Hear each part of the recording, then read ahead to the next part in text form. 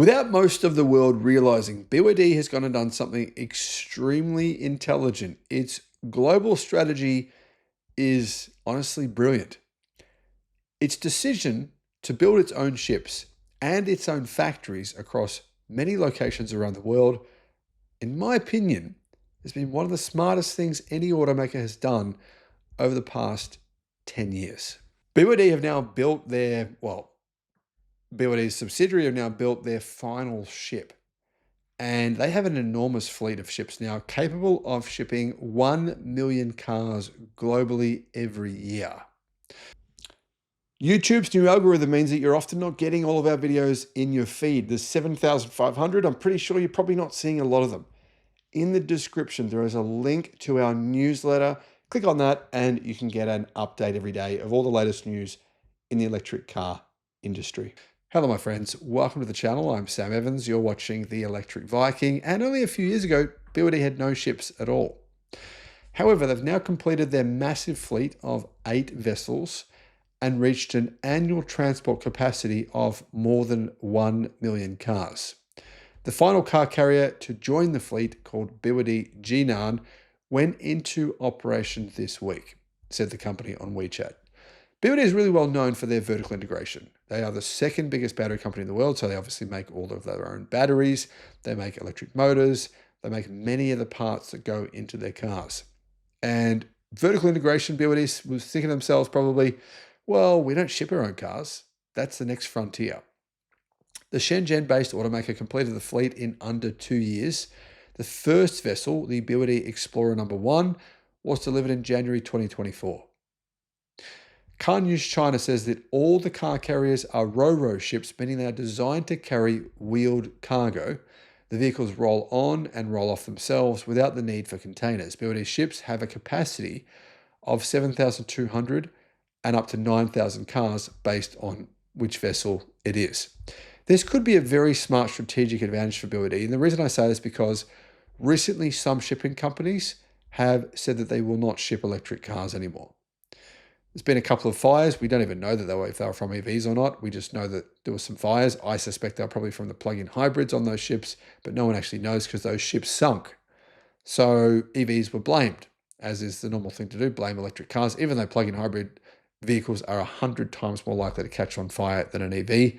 And as a result, these shipping companies banned EVs.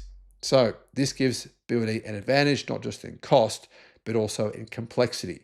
They can run their own operations. The logistics are pretty sorted for them. Here are the names of the ships: BYD Explorer No. 1, BYD Hefei, BYD Changzhou, BYD Shenzhen, BYD Xi'an, BYD Changsha, BYD Zhengzhou, and BYD Jinan. I'm sure I didn't pronounce some of those correctly, but anyway, you get the point. Aside from the newly launched Jinan, all 7 ships already are shipping BYD vehicles around the world. BYD Hefei is currently unloading cars in Europe and it will soon return to China. Car News China says BYD Xi'an is expected to arrive in Barcelona later this week. BYD Shenzhen and Changsha are also on their way from China to Europe. Kind of scary, isn't it? If you're a legacy automaker, seeing this armada of ships coming for your coast, knowing you're being undercut. It's like, wow, what can you do? BYD is not exporting just China-made cars though.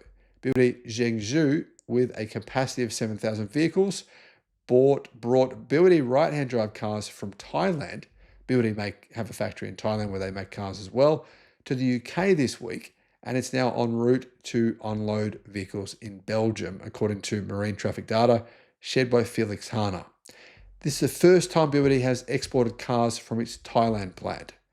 And a lot of cars in Thailand are made for right-hand drive markets. Obviously, Thailand is a right-hand drive market. BYD sales in Thailand have skyrocketed as well. Thailand, though, unlike China, is not subject to Europe's tariffs imposed on Chinese EV makers after the EC concluded its anti-subsidy investigation last October. BYD gets a 17% tariff on top of the existing 10% tariff for all automakers who send cars, whether that's from America or anywhere. If you send cars to Europe, you get a 10% tariff. It's everyone. But BYD gets an additional 17% tariff on top of that, as do other Chinese automakers, on the EVs they sell in Europe. And as a result, BYD have found a way around this. make the cars or assemble them at least in Thailand, then you don't have to pay the 17% tariff. It's very smart. BYD doesn't rely on its Chinese plants for its overseas sales. On July the 1st, BYD began production at its Brazilian plant, with the first Seagull hatchback rolling off the line. And the automaker also built its first European car plant in Hungary. The facility is not yet operational. They've delayed mass production until 2026, but that's almost here. It's not far away. So BYD will be making cars in Brazil, in Hungary, in Thailand, and they're also building a car plant in Pakistan, which will go into operation next year also. In Uzbekistan, BYD started producing vehicles in June 2024. And it's worth pointing out, BYD also produces a lot of vehicles in the United States. Most people don't know this, surprisingly. They've been building them there for more than 25 years. They make lots of different trucks and electric buses. Anyway, getting back to Europe and, well, the other car plants around the world, all those plants are knockdown kits, meaning the car is brought in as parts from China and assembled. So they just assemble them in that country in order to avoid tariffs. Very smart. And often the governments in those countries will give them subsidies. Very normal for the automotive industry.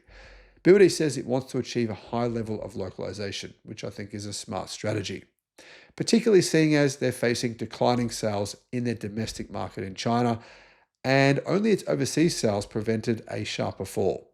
In August, overseas sales grew by 157% to 80,800 vehicles, while Chinese sales fell 22% to 284,000.